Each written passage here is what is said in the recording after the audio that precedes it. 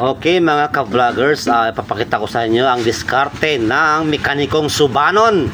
Dito lang yan sa Lintangan mga ka-vloggers. Maya ng konti ipapakita ko sa inyo pagkatapos yan muna ang ano ko sa inyo. Wala kang gitid. Ngayon yung mga ka-vloggers diskarte ng mekaniko namin dito sa Lintangan. Okay, walang nakakagawa niyan kundi siya lang.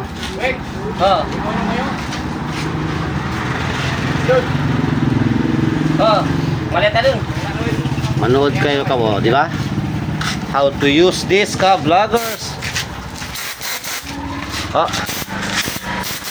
Sabay may gasoline yan.